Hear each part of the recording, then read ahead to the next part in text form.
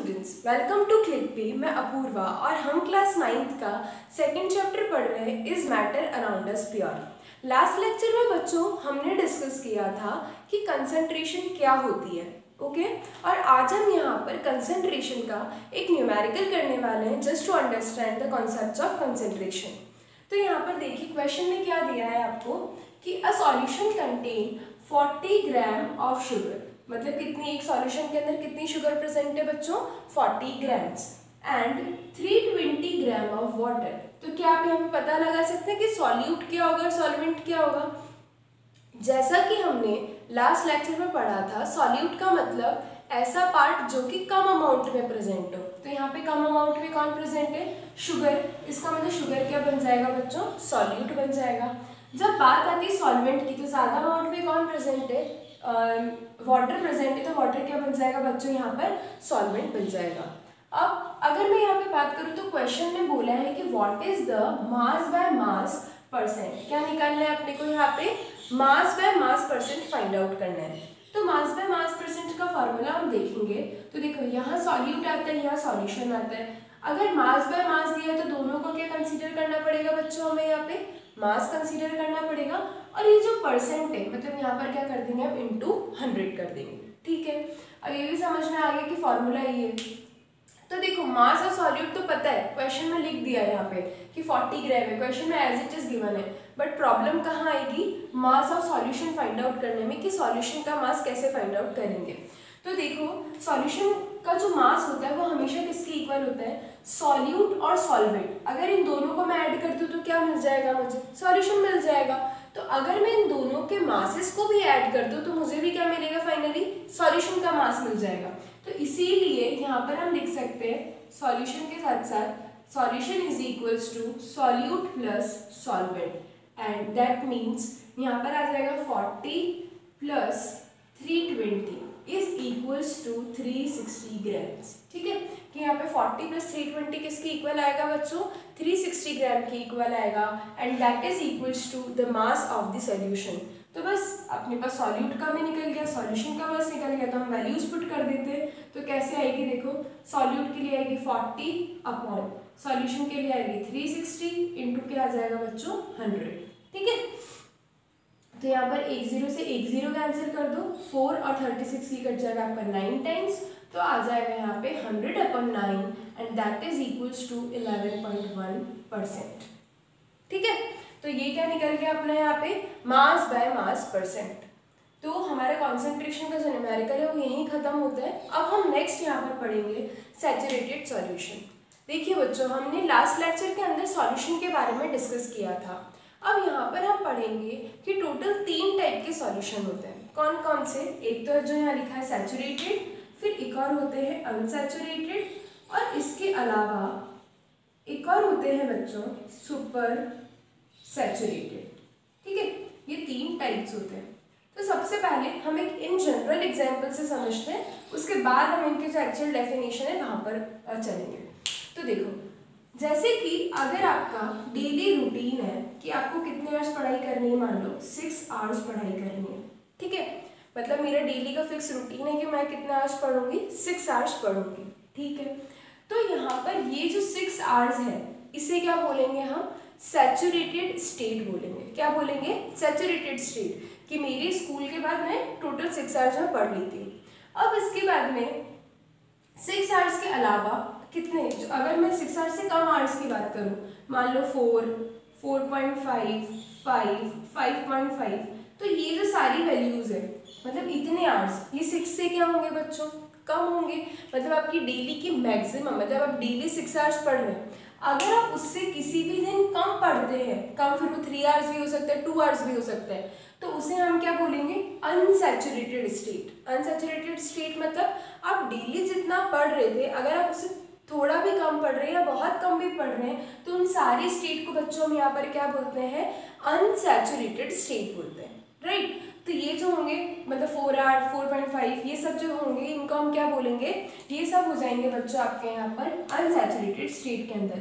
अगर कोई बच्चा बोल दे कि 2 आवर्स को किस में काउंट करोगे, तो 2 आवर्स होंगे वो भी किसके अंदर रहेंगे, अनसैचुरेटेड स्टेट में ही रहेंगे। अब मान लीजिए आपका एग्जाम है, कल आपका कोई टेस्ट है, तो क्या करोगे, तो आप पूरे दिन पढ़ रहे हो, क्या लगेगा कि नहीं यार पूरा सिलेबस एक बार कंप्लीट करना है, उसके बाद रिवाइज भी करना है, ठीक है।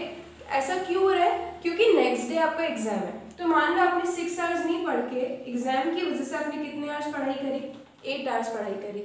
तो क्या अभी भी दिन में 6 आवर्स ही पढ़ रहे? नहीं पढ़ रहे। क्यों नहीं पढ़ रहे? क्योंकि कल के दिन एग्जाम है और एग्जाम होने की वजह से मैं मैक्सिमम कितने आवर्स पढ़ रही हूँ? 8 आवर्स पढ़ रही हूँ, या फिर आप भी 8 आवर्स पढ़ रहे हैं। तो इसे हम बोलेंगे सुपर सैचुरेटेड स्टेट। क्या बोलेंगे इसे बच्चों? हम यहाँ पर सुपर सैचुरेटेड स्टेट। और ऐसा क्यों बोल रहे हैं हम? इसलिए बोल रहे हैं क्योंकि मैक्सिमम जो था हमारा, हर दिन का जितना हम मैक्सिमम पढ़ रहे थे, उससे भी टाइम क्या हो गया? बढ़ गया। और इसी बढ़ जाने की वजह से इसको हम यहाँ पर क्या बोल रहे हैं? सुपर सैचुरेटेड स्टेट बोल रहे हैं, ठीक है। तो यही जो कंसेप्ट, मतलब इसको तो अपन ने क्या बोला अभी? Saturated state. ये जो सारी स्टेट्स थी, ठीक है, इन सबको हमने क्या बोला? Unsaturated state. और अगर मैं बात करूं 8 आवर्स की, तो 8 आवर्स को क्या बोलते हैं बच्चों हमने यहाँ पे? Super saturated state. कि 6 से ज़्यादा कुछ भी होता है तो फिर वो किसके अंदर काउंट होगा? सुपर सैचुरेटेड स्टेट के अंदर होगा। बट 6 आवर्स से ज़्यादा कब पढ़ोगे? जब आपका नेक्स्ट डे कोई एग्जाम है, ठीक है, या फिर कोई टेस्ट है स्कूल के अंदर, तो ही आप यहाँ पर अपने लिमिट को क्या कर सकते हैं? बढ़ा सकते हैं। तो अब हम यहाँ पर डेफिनेशन देखते हैं किसकी? सैचुरेटेड सॉल्यूशन की। कि सैचुरेटेड सॉल्यूशन की क्या डेफिनेशन होती है? A solution which can not dissolve, मतलब यहाँ पर बात कर रहे हैं कि एक सॉल्यूशन है, जो भी अपना सॉल्यूशन है, it can not dissolve more amount of solute. मतलब देखते हैं कि मोर अमाउंट ऑफ सॉल्यूट को कैसे हम यहाँ पर समझ सकते हैं हम। जैसे कि आपने एक बीकर लिया, इस बीकर के अंदर बच्चों आपने वाटर क्या क्या ऐड कर दिया? वाटर तो इसके अंदर प्रेजेंट है, और आपने इसके अंदर मान लो 3 स्पून शुगर के ऐड कर दिए। किसके ऐड कर दिए बच्चों? 3 स्पून शुगर के।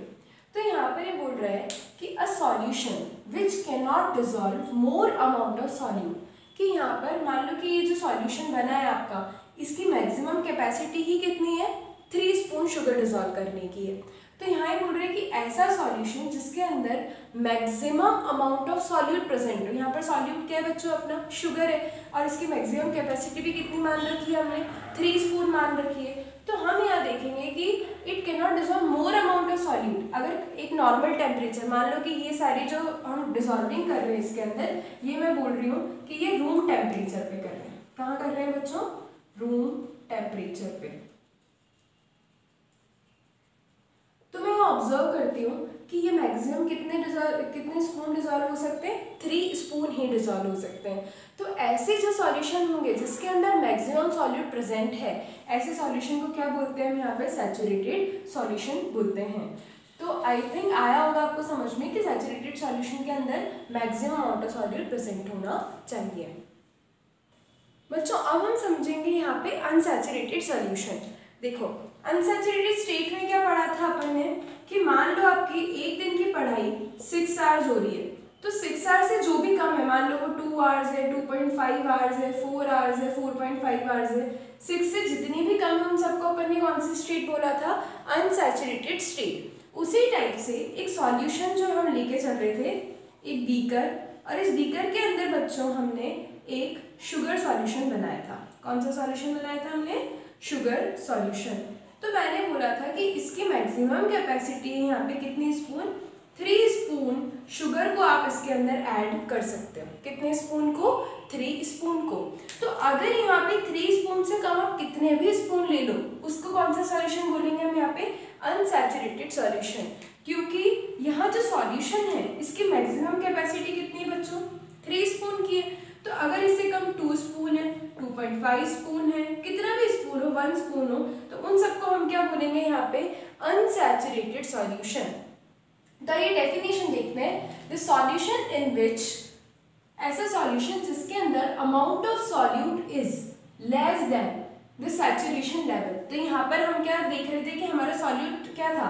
हमारी शुगर जो थी वो सॉल्यूट थी यहाँ पर, तो वो अगर 3 स्पून से कम होगी तो जो भी सॉल्यूशन बनेगा उसे हम यहाँ पर अनसैचुरेटेड सॉल्यूशन बोलेंगे। अब बच्चों नेक्स्ट डेफिनेशन देखते हैं यहाँ पे, super saturated solution. Super saturated solution पढ़ने से पहले हम एक टर्म डिस्कस करेंगे जिसका नाम है यहाँ पे सॉल्युबिलिटी। ठीक है, सॉल्युबिलिटी का क्या होता है कि जैसे ये जो सॉल्यूशन है इसके अंदर कितने स्पून डिसॉल्व कर सकते हो? मैक्सिमम 3 स्पून शुगर हो सकती है। क्या उससे ज़्यादा डिसॉल्व कर सकते हो? नहीं डिसॉल्व कर सकते। मतलब जो भी मैक्सिमम यहाँ पर डिसॉल्व है उसे क्या बोलेंगे हम? इस सॉल्यूशन की सॉल्युबिलिटी बोलेंगे। कैसे देखते हैं? The maximum amount of solute, मतलब यहाँ पे मैक्सिमम अमाउंट ऑफ सॉल्यूट कितना है? 3 spoon, which is present in a saturated solution. कोई भी सैचुरेटेड सॉल्यूशन ले लिया, उसके अंदर जितना भी सॉल्यूट प्रेजेंट है उसे हम क्या बोलेंगे? सॉल्युबिलिटी बोलेंगे। बट एक जो इम्पॉर्टेंट चीज की टेम्परेचर जो है वो क्या रहना चाहिए बच्चों? यहाँ पर सेम रहना चाहिए। जैसा कि अभी हमने पढ़ा था कि ये जो सारी बात हो रही है वो हम कौन से टेम्परेचर पे बात कर रहे हैं? रूम टेम्परेचर पे। किस पे बात कर रहे हैं बच्चों हम यहाँ पे? रूम टेम्परेचर पे। तो हम बोल सकते हैं कि जो टेम्परेचर होगा वो क्या रहना चाहिए? यहाँ पर सेम रहना चाहिए। तभी हम किसकी बात कर सकते हैं? सॉल्युबिलिटी की बात कर सकते हैं। ये वही बात हो गई कि आप दिन के कितने आवर्स पढ़ रहे हैं? 6 आवर्स पढ़ रहे हैं डेली रूटीन में। इसका मतलब 6 आवर्स क्या हो जाएगी? आपकी सॉल्युबिलिटी हो जाएगी। अब नेक्स्ट हम यहाँ पर डिस्कस करते हैं super saturated solution. Super saturated solution मतलब कि अगर आपका एग्जाम नहीं है और अगर आपका एग्जाम है और आप क्या करेंगे?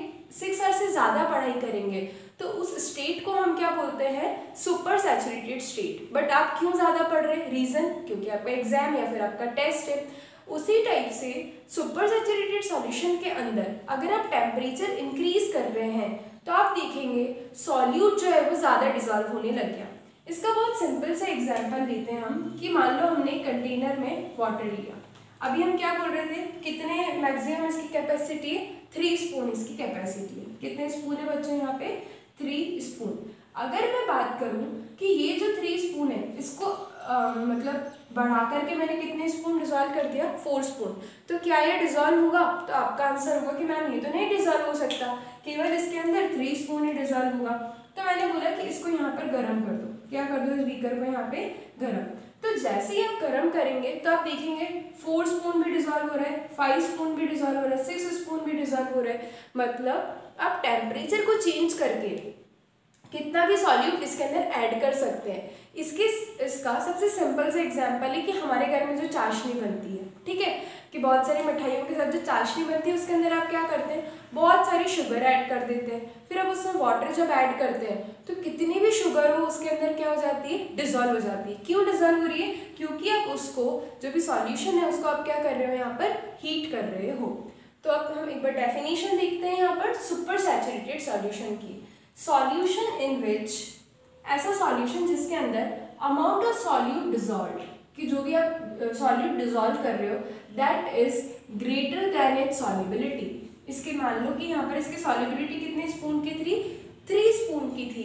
बट आपने यहाँ पे कितना डिजॉल्व किया? 4 स्पून, 5 स्पून, 6 स्पून, कितने भी स्पून ऐड कर दिए। इसका मतलब जो सॉल्यूशन बना वो कैसा बना बच्चों? यहाँ पे सुपर सैचुरेटेड सॉल्यूशन बना। ठीक है, तो यहाँ पर हमारे जो तीनों टाइप्स ऑफ सॉल्यूशन है वो कंप्लीट होते हैं। उसी के साथ साथ यहाँ पर हमने एक और क्या टर्म सीख लिया? आज सॉल्युबिलिटी सीख ली। तो बच्चों यहाँ हम डिस्कस करेंगे सस्पेंशन क्या होता है। सबसे पहले हमने जो पढ़ा है उसके बेसिस पर हम सस्पेंशन को रिलेट करते हैं कि सबसे पहले हमने इस चैप्टर में पढ़ा था मिक्सचर। मिक्सचर के बच्चों हमने 2 टाइप्स के बारे में डिस्कस किया था। कौन कौन से? एक तो था होमोजीनियस और एक और हमने इसका टाइप पढ़ा था बच्चों हेट्रोजीनियस। होमोजीनियस का हमने वापस एक टाइप डिस्कस किया था जो था सॉल्यूशन। ठीक है, और हेट्रोजीनियस के बारे में हम अब स्टडी करेंगे। हेट्रोजीनियस के भी 2 टाइप्स होते हैं बच्चों, एक तो होता है सस्पेंशन और इसके अलावा एक और होता है यहाँ पे कॉलॉइड्स। क्या होता है? यहाँ पे कॉलॉइड्स होते हैं। तो हम यहाँ पर सबसे पहले सस्पेंशन के बारे में अभी पढ़ रहे हैं और कॉलॉइड्स के बारे में सस्पेंशन को कंप्लीट करके पढ़ेंगे। तो आइए देखते हैं सबसे पहले कि सस्पेंशंस क्या होते हैं। इसको पढ़ने के लिए आपको अपने माइंड में एक सिंपल से एग्जाम्पल रखना है, वो है सैंड इन वाटर। मतलब आप क्या कर रहे हैं? आप एक ट्रांसपेरेंट ग्लास ले रहे हैं। इस ग्लास के अंदर बच्चों यहाँ पे पूरा वाटर फिल है। क्या फिल है पूरा इसके अंदर? वाटर।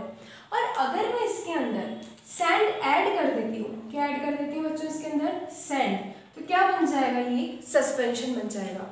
तो आपका क्वेश्चन होता है कि क्यों बन जाएगा suspension?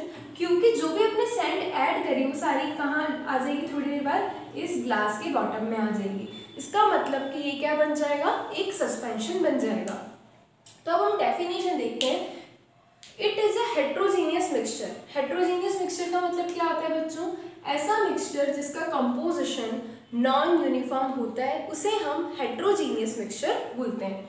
In which the solute particles remain suspended. Solute particle क्या रहते हैं बच्चों, सस्पेंडेड रहते हैं। कि सॉलिड पार्टिकल सारे कहाँ आ जाएंगे, बॉटम में आ जाएंगे through the bulk of the medium. कि जो पूरा मीडियम है इसके अंदर सॉलिड पार्टिकल सारे कहाँ रहेंगे बच्चों, बॉटम में रहेंगे। और ऐसे जो मिक्सचर्स होते हैं उन्हें हम क्या बोलते हैं, सस्पेंशन बोलते हैं। अब हम यहाँ पर देखेंगे कि सस्पेंशन की क्या क्या कैरेक्टरिस्टिक होती है। कि जो सस्पेंशन है, जैसे कि हमने सॉल्यूशन में पढ़ा था कि सॉल्यूशन की क्या क्या कैरेक्टरिस्टिक होती है, उसी टाइप से यहाँ हम पढ़ेंगे कि अगर आपको एक सस्पेंशन दे दिया गया तो उसकी क्या क्या प्रॉपर्टीज आप यहाँ पे ऑब्जर्व करते हैं। सबसे फर्स्ट है बच्चों इसके अंदर हेट्रोजीनियस मिक्सचर। तो अभी हमने पढ़ा था यहाँ पे कि कैसा होगा ये, नॉन यूनिफॉर्म कंपोजिशन।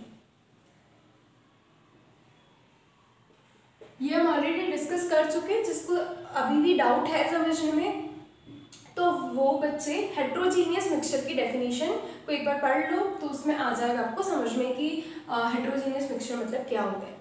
अब यहाँ पर नेक्स्ट आता है, the size of particle is large, so मतलब इतनी ज़्यादा बड़ी होती है इनकी पार्टिकल्स की size, so they can be seen by the naked eye. मान लो ये जो ग्लास थी वो कैसी थी, ट्रांसपेरेंट। तो अगर मैं इस ग्लास को यहाँ पर रखूँ तो मैं भी इसके सारे पार्टिकल्स देख सकती हूँ। और अगर आप पार्टिकल देख सकते हैं इसका मतलब ये है कि सस्पेंशन के पार्टिकल की साइज बहुत ज़्यादा बड़ी है। अब नेक्स्ट हम यहाँ पर डिस्कस करते हैं point, the particles of suspension scatter the beam of light. जैसा कि हमने देखा था सॉल्यूशन कभी भी बीम ऑफ लाइट को स्कैटर नहीं कर रहा था। वहीं अगर मैं बात करूं सस्पेंशन की, तो सस्पेंशन क्या करता है, बीम ऑफ लाइट को स्कैटर कर देता है which is passing through it and make the path visible. मतलब समझते हैं यहाँ क्या हो रहा है, यहाँ पे हम बोल रहे हैं जैसे मान लो आपने एक टॉर्च ली और इस टॉर्च से यहाँ पे लाइट आ रही है, ठीक है। तो हम देखेंगे कि ये जो सॉल्यूशन है, अगर ये सॉल्यूशन सस्पेंशन है तो क्या करेगा, जितनी भी लाइट यहाँ से पास हो रही है इसको क्या कर देगा, इस तरीके से स्कैटर कर देगा। तो क्वेश्चन आता है कि क्यों स्कैटर कर देगा। ये यहाँ पर टॉर्च की लाइट को इसलिए स्कैटर कर देगा क्योंकि पार्टिकल की साइज बहुत बड़ी है, और बहुत बड़ी है तो हम देखेंगे कि यहाँ पर लाइट की स्कैटरिंग हो जाएगी। अब बच्चों हम यहाँ पर नेक्स्ट पॉइंट जो है वो डिस्कस करते हैं। नेक्स्ट पॉइंट है इसके अंदर कि जो भी सस्पेंशंस रहते हैं इन्हें आप फिजिकल मेथड से सेपरेट कर सकते हैं। कैसे कर सकते हैं फिजिकल मेथड से सेपरेट, वो देखते हैं। मान लो आपने एक टेस्ट ट्यूब ली, ठीक है, ये ले लिया आपने एक टेस्ट ट्यूब। इस टेस्ट ट्यूब के ऊपर आपने एक फिल्टर पेपर लिया, फिल्टर पेपर को कोन शेप का बना करके और इस टेस्ट ट्यूब के ऊपर लगा दिया। मान लो कि ये आपने यहाँ पर क्या लगा दिया, ये फिल्टर पेपर इसके ऊपर हमने फिट कर दिया।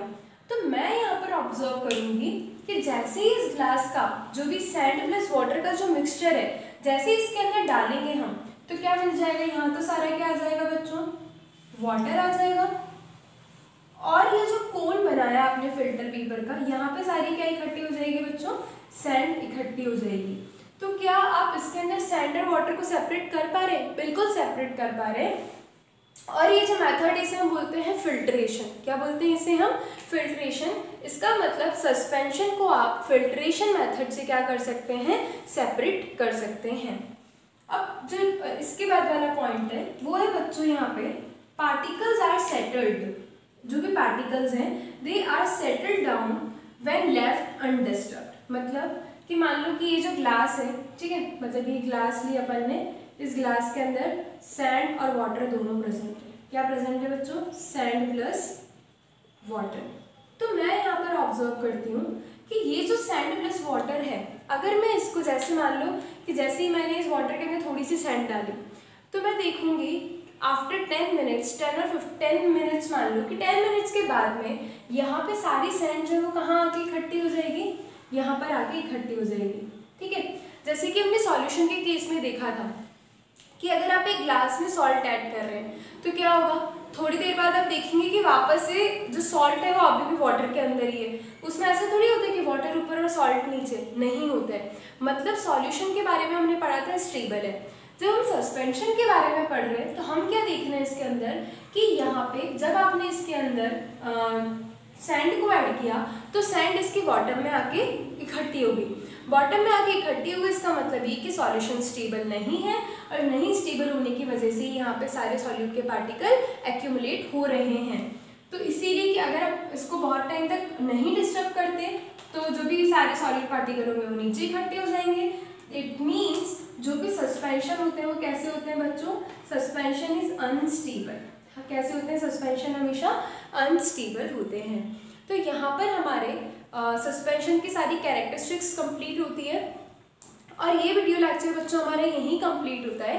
नेक्स्ट वीडियो लेक्चर के अंदर हम डिस्कस करेंगे कि कोलाइड्स क्या होते हैं, कोलाइड्स के कितने मतलब कोलाइड्स जैसे सॉल्यूशन के अंदर सॉल्यूट और सॉल्वेंट होता है वैसे ही कोलाइड्स के अंदर डिस्पर्सिंग फेज और डिस्पर्सिंग मीडियम होता है, उसके बारे में पढ़ेंगे और कैरेक्टरिस्टिक ऑफ कोलाइड्स को भी डिस्कस करेंगे। Thank you.